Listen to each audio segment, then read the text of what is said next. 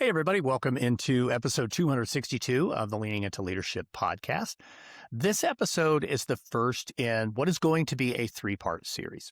In this series, I want to talk about leadership presence. I want to talk about the hidden cost that comes with being distracted as a leader. In the second part of this series, we're going to talk about how we break through that cycle of chaos that is what probably keeping us in that layer of distraction. And then finally, talk about some of the interpersonal work and just some of the steps that you can take as a leader to be as present as possible. Now, before we jump into today's conversation, I want to thank the sponsors who make this show possible, starting with our friends at DigiCoach. If you're a school leader, an instructional coach, or a district administrator trying to get a clearer picture of what's actually happening in your classrooms, DigiCoach is a powerful tool to support that work. It allows you to collect walkthrough data quickly and efficiently. It allows you to identify trends and align your feedback to your instructional priorities. But here's what I really appreciate about DigiCoach. It isn't just about collecting data. It helps you focus your leadership. Instead of reacting to these random observations, you'll actually start to see patterns. You become more intentional, and when you're more intentional, you're more present in the coaching conversations that follow. If you want to tighten up your instructional leadership, lead with clarity instead of chaos, check out DigiCoach. I'll drop a link in the show notes, or simply go to digicoach.com and let them know you heard about them here on the Leaning into Leadership podcast for special partner pricing. Now, this episode is also brought to you by our friends at Hey Tutor. You know, one of the biggest challenges that we face as leaders is making sure every student has access to the support that they need, especially when learning gaps can feel overwhelming. Hey Tutor partners with schools and districts to provide high-impact tutoring solutions, both virtual and in person, that are aligned to your goals. Instead of scrambling to create intervention systems on your own, Hey Tutor helps you put structured, research-based support in place so students can close gaps and gain confidence. And here's why that matters for today's conversation. When systems are strong, leaders can stop firefighting and start being present where it matters the most. If you're looking to strengthen your intervention support, check out Hey Tutor. There's a link down in the show notes that will let them know you heard about him here on the Leaning into Leadership podcast. All right. Now, let's talk about something we just don't name enough in leadership. Have you ever walked away from a conversation and realized that you really weren't actually there? Maybe you were in the conversation, but your body was in the room. But maybe even your voice responded, but was your mind truly there? Probably not. I had this happen to me before where I'm in the room, I'm in the conversation, I'm responding, but I was 3 meetings ahead, or I'm replaying a tough email in my mind, hashing out a conversation that I know I need to have, but I haven't had yet. Maybe it was just solving a problem that hadn't even occurred. And here's the harder question. Has someone ever walked away from you feeling like they weren't seen or heard as a part of the conversation? And not because you don't care, not because you're a bad leader, but because you were distracted. And today, that's what I want to talk about, the hidden cost of leadership distraction. Because presence isn't a simple, soft thing, and it's certainly not fluffy. And for that matter, it's not optional. Presence is what drives your culture work. Now, I think back to my days as a high school principal, and I know that there were seasons where I was operating at absolute full speed. I was constantly interrupted. I know I was dealing with discipline issues or parent emails or staffing concerns or whatever. It could have been community pressure. It could have been something from the superintendent. I mean, you name it. I know that there were seasons where I was full throttle. And I remember sitting in a conversation with a teacher who was really struggling. I was at a point with that particular teacher where I wasn't sure if I was even going to be keeping them around for the following year. In that particular conversation, they shared something with me that really was very vulnerable. They were willing to lean in and tell me something that mattered deeply to them. And I was nodding along, but I think my mind wasn't fully there. Internally, I was thinking about the next fire that I had to go put out. Like my laptop screen was open and I could see the emails popping in. That teacher deserved so much of a better version of me on that particular day, in that particular moment. They shared something so deep with me, and I wasn't 100% there. They deserved to have my eyes. They deserved to have my attention. They deserved to have my calm. But what they got was a very distracted principal. Now, I don't share that with you to shame myself, although I don't come off very good in that story. I share it because it's something that later I became aware of, and I want to challenge you to make sure you're aware of those types of moments so you don't repeat that particular mistake that I did. The reality is most leaders that I work with, the leaders that I, hear from every single day, the leaders that I see or that I meet at conferences, they're not uncaring people. They are very deeply empathetic people who care about the people around them. They're just simply overloaded with so many things coming at them. And I think that's what we tend to underestimate. When leaders aren't fully present, there are really three things that kind of start to erode. Number one is trust.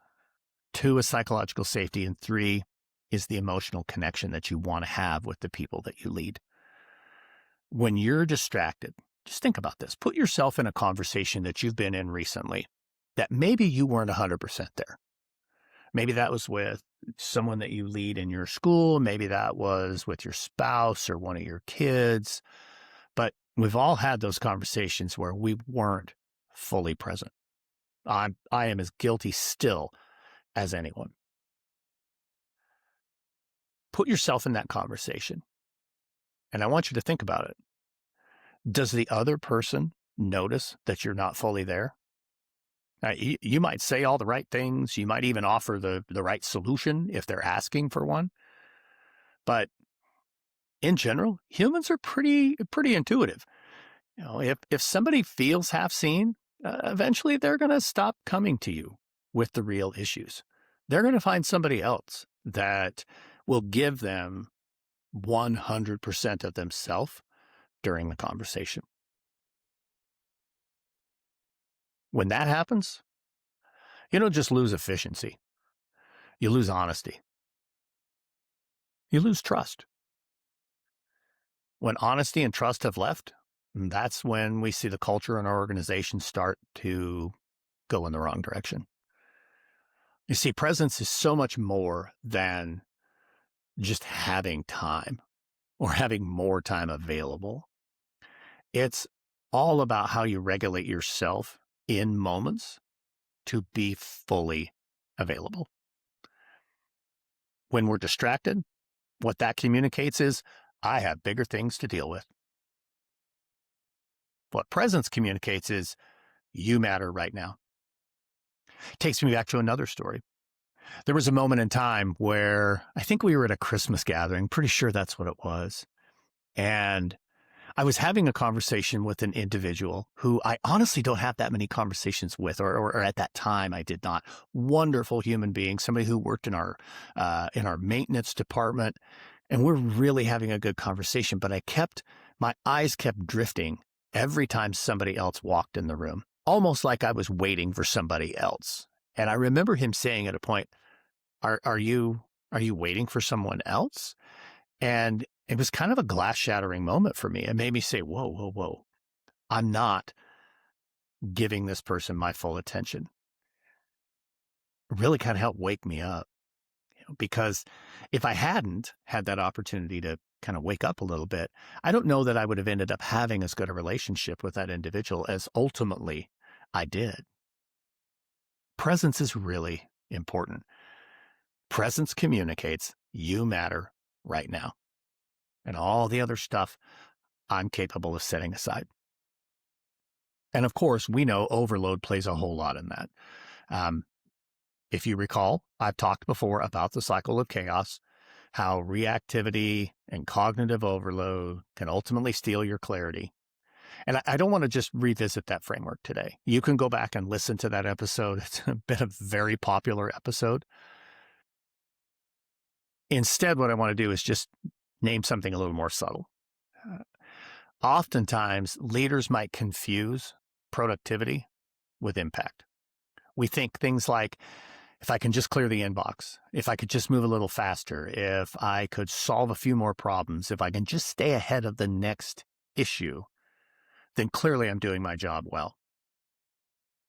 But leadership isn't just about solving problems. Leadership isn't about checking a bunch of things off at the end of the day. And especially early career leaders, I see this frequently, and I was guilty of this one. But when we do check off a whole lot of things, when we solve a whole lot of other people's problems, when we go in and get the inbox down to zero or, whatever it might be, we feel necessary. We feel like we're being fulfilled, like we are proving that we were the right choice for this job. But that's not leadership. That's management.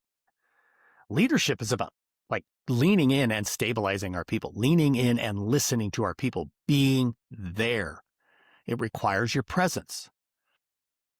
You can't calm other people's nervous systems if you're dysregulated, right? And part of being dysregulated sometimes is just being so overloaded that you are in 100 other places than where you should be in that particular conversation. You can't help other people create clarity when your mind is all over the place. Presence begins with you finding a way to be steady internally. So let me give you something practical that you can use. Not just tell you need to do this. Here's something you can use, something I have used frequently. I call it a 60-second reset. Just stop moving. In between, one meeting to the next or one conversation to the next, just stop moving and take 3 slow, deep breaths. Like that. Now that's 1, but 3 deep, slow breaths.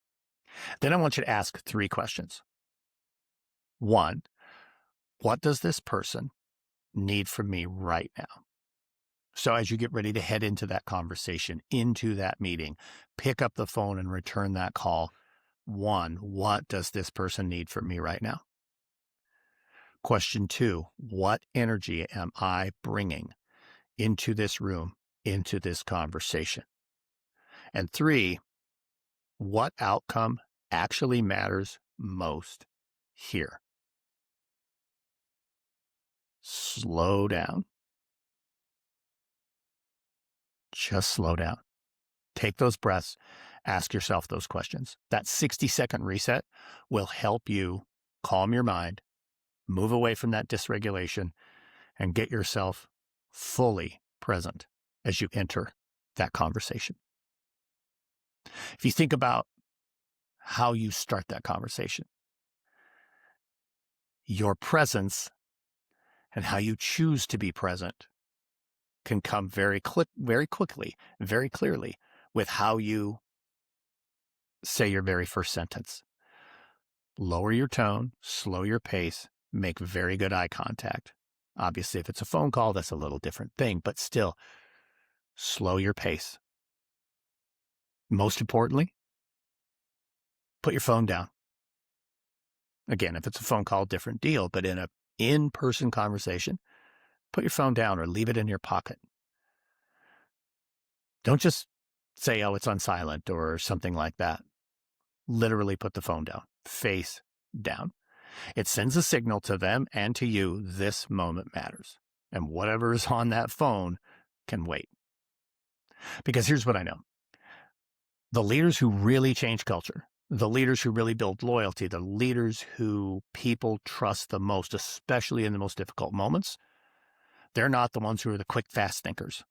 They're the ones that are the most present in those conversations.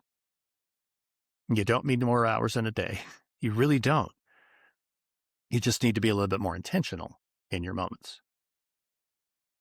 Now, as we transition to our next episode, we're going to talk about how to intentionally create some margins so you can show up in this way on a consistent basis, not just accidentally or because you did a 60-second reset. But for now, here's a reflection question for you to ponder before we get to episode 2 of this 3-part series.